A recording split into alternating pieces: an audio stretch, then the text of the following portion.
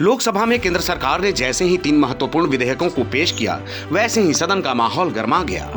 इनमें संविधान में 130वां संशोधन का विधेयक, जम्मू कश्मीर पुनर्गठन संशोधन का विधेयक और केंद्र शासित प्रदेश के संशोधन का विधेयक शामिल है। महोदय, मैं प्रस्ताव करता हूं कि भारत के संविधान का संशोधन करने वाले विधेयक को पुनर्स्थापित करने की अनुमति दी जाए।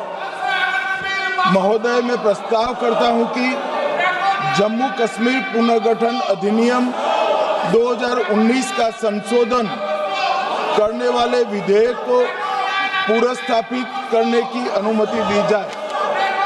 महोदय, मैं प्रस्ताव करता हूं कि संघ राज्य क्षेत्र शासन अधिनियम 1963 का संशोधन करने वाले विधेयक को पुनर्स्थापित करने की मंजूरी दी जाए। गृह मंत्री द्वारा विधेयक पेश करते ही सदन में शोर शराबा शुरू हो गया, लेकिन सबसे ज्यादा हंगामा उस बिल को लेकर हुआ जो जनप्रतिनिधियों पर आपराधिक मामलों से जुड़ा है।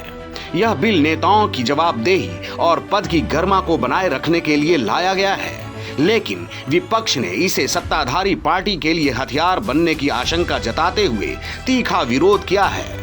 सदन में खूब हंगामा हुआ। इस दौरान अमित शाह और कांग्रेस सांसद सी वेणुगोपाल के बीच तीखी बहस भी हुई। Question to the Honorable Home Minister. When he was the Home Minister of Gujarat, he had been arrested, sir. Whether he took the morality of that point of time. ये विषय नहीं है, morality of that point of time. गृह मंत्री जी, अब मुझे सुनो जरा, मुझे सुनो, गृह मंत्री जी, मुझे सुनो ना, पहले बैठ जाओ। तो आइए जानते हैं कि आखिर इस बिल पर इतना बवाल क्यों मचा। इस संविधान संशोधन विधेयक में प्रावधान है कि अगर कोई केंद्रीय मंत्री, राज्य मंत्री, मुख्यमंत्री या केंद्र शासित प्रदेश का मुख्यमंत्री गंभीर आपराधिक मामले में 30 दिनों से अधिक समय तक हिरासत में रहता है, तो उसे अपने पद से तुरंत हटना होगा। इस बिल का मकसद जनप्रतिनिधियों और मंत्रियों के पद की शुचिता और गरिमा को बनाए रखना है। खास तौर पर यह नियम उन मामलों में लागू होगा जहां अपराध गंभीर प्रकृति का हो, जिसकी सजा 5 साल या उससे अधिक हो। यह बिल प्रधानमंत्री, केंद्रीय मंत्रियों, राज्यों के मुख्यमंत्रियों और केंद्र शासित प्रदेशों के मंत्रियों पर भी लागू होगा। इसका उद्देश्य यह सुनिश्चित करना है कि आपराधिक आरोपों का सामना कर रहे नेता सार्वजनिक पदों पर बने न रहें, जिससे शासन की विश्वसनीयता बनी रहे। केंद्र सरकार का कहना है कि यह बिल भ्रष्टाचार और आपराधिक गतिविधियों में शामिल नेताओं पर लगाम कसने के लिए जरूरी है। केंद्रीय गृह मंत्री अमित शाह ने इस बिल का समर्थन करते हुए कहा है कि यह जनता के प्रति जवाबदेही को बढ़ाएगा और शासन में पारदर्शिता लाएगा।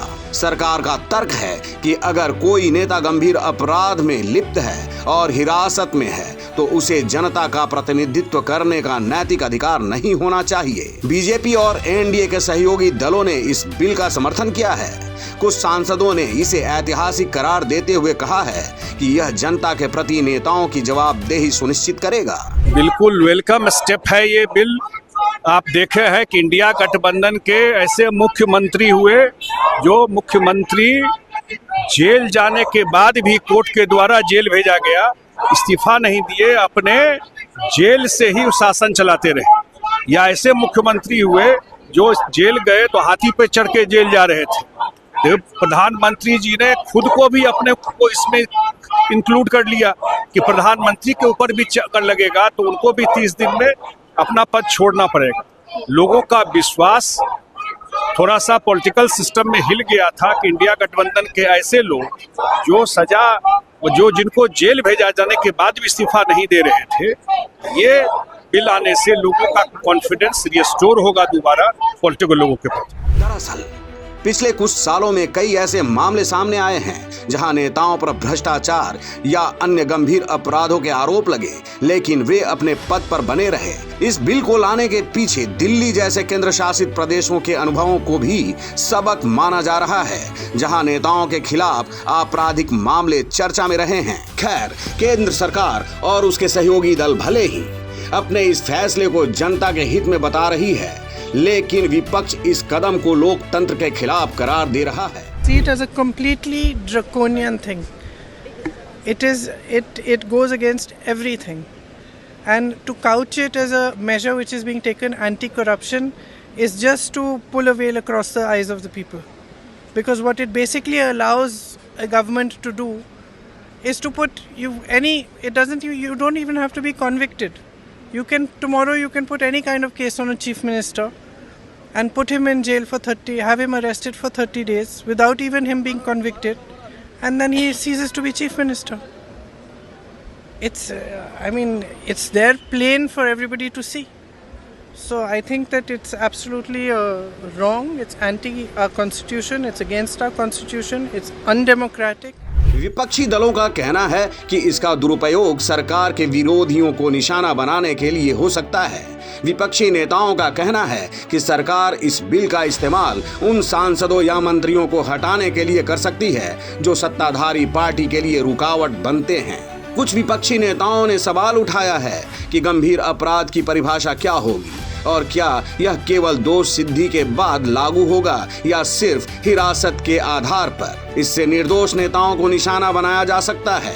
विपक्ष का तर्क है कि अगर कोई चुना हुआ प्रतिनिधि बिना दोष सिद्ध हुए हटाया जाता है तो यह जनता के जनादेश का अपमान हो सकता है। वहीं कांग्रेस, समाजवादी पार्टी और अन्य विपक्षी दलों ने इस बिल को जल्दबाजी में लाया गया बताते हुए इसकी समीक्षा के लिए संसदीय समिति को भेजने की मांग की। हंगामे और नोकझोंक के बीच यह बिल लोकसभा में पेश कर दिया गया, लेकिन इसे पास होने के लिए व्यापक चर्चा और वोटिंग से गुजरना होगा।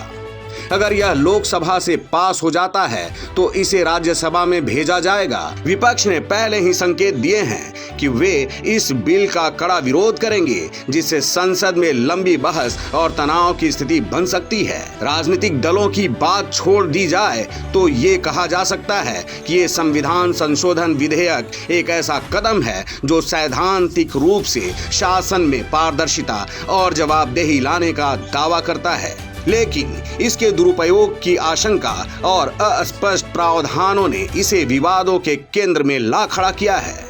क्या यह बिल भ्रष्टाचार के खिलाफ एक क्रांतिकारी कदम साबित होगा या यह सत्ताधारी पार्टी के लिए एक नया हथियार बनेगा?